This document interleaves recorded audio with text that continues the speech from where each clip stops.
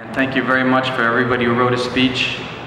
We could tell that you really worked hard on them, but we did have to pick a few, so we have a little treat for you. Catherine Barrow, would you come up and give your speech?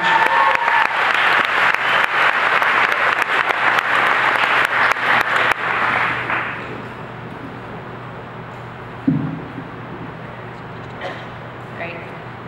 When I first found out about this speech contest, my first thought was, okay, so I have to write something completely profound and inspiring that everyone will remember for the rest of their lives. And then I was stuck. I mean, what exactly do I know about life? I know that I don't know enough to write an inspiring speech about all of life's secrets, at least not yet. When it comes to life, we 8th graders don't really know much, although no one who's 14 ever wants to admit that. That kind of profound wisdom comes from years of experience, graduating from college and working. We all have a while until that happens. Thank God. So the other day, I was playing with my dog, Chloe, wondering what of my limited knowledge and wisdom I could possibly put in this speech. And just then it occurred to me that a lot of the things I've learned about life so far, I learned from my dog. When I look at my dog, I see this adorable little West Highland Terrier that doesn't have a care in the world. Her life is going to be much shorter than mine, but she chooses to be happy and joyous every single day and friendly to everyone she meets, no matter what.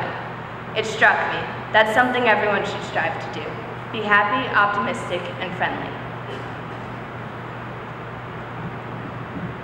Every time I see my dog at a park or a field, someplace with a wide open space, she immediately bolts forward. She just starts running.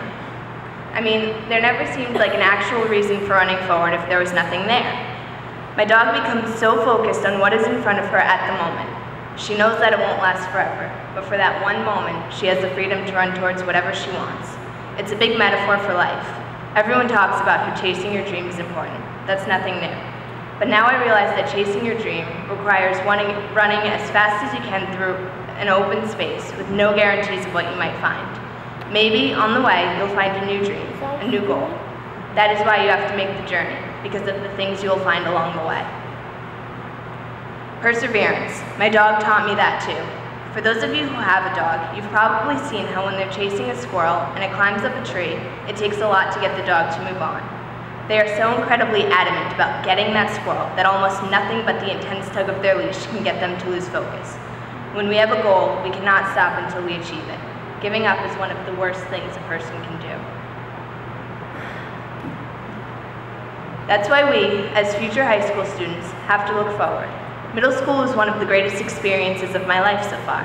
And yes, my dog isn't the only one I learned from.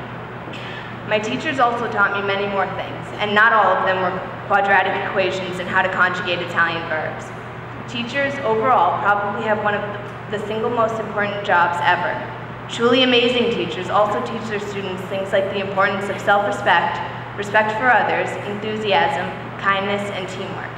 And I've been fortunate enough to have some truly fantastic and inspiring people here as teachers here at Blue Mountain Middle School. Do you remember that first day of 6th grade when we came to school in our new clothes and shiny shoes, giddy and nervous at the same time? We went from class to class, worried about forgetting our locker combinations and hoping teachers wouldn't be assigning homework already. We fell into the middle school routine relatively quickly though. We went on trips like the Museum of Natural History in Carramore, and before we knew it, June came and we had survived our first year of middle school. Then summer came and went, and 7th grade began. We'd all changed a little. It was the height of our awkward transitions from kids to teenagers. We went to Philadelphia, started learning a second language, and learned about the American Revolution for about the 100th time.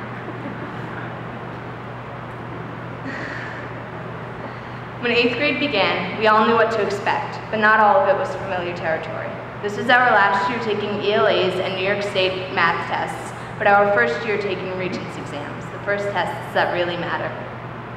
Together we sat as guidance counselors spoke to us about high school, and we put together our schedules, all the while trying not to think about how the start of our last 4 years of school before college was sneaking up on us a lot quicker than we would have liked. It's true what they say, that all good things must come to an end. Summer, the end of a great book, the series finale of our favorite TV show. Middle school has to be over eventually, and the next chapter of our life must begin. We, as 8th graders, don't have to be totally apprehensive, the way we will most likely be in 4 years. Not everything will be familiar, but some of it will be. We'll still be surrounded by teachers who will continue to help us with this transition to the real world. So, back to the lessons I learned from my dog. As high school students, we all need to strive to be happy, optimistic, and friendly. We should all look at high school as a small open field where we have more freedom to run toward our dreams. We also need to remember to persevere. We cannot give up. Everything will be harder. We will face many new challenges we can't even imagine.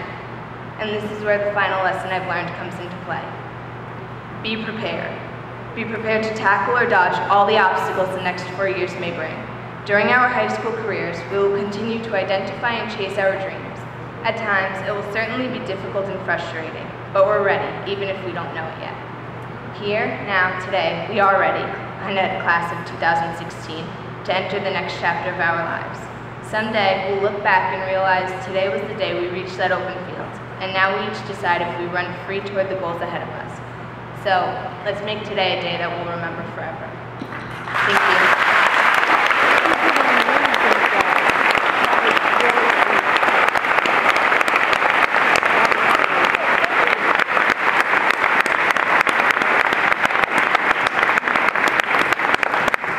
And now a few words from our other speech prize winner, Mr. O'Brien.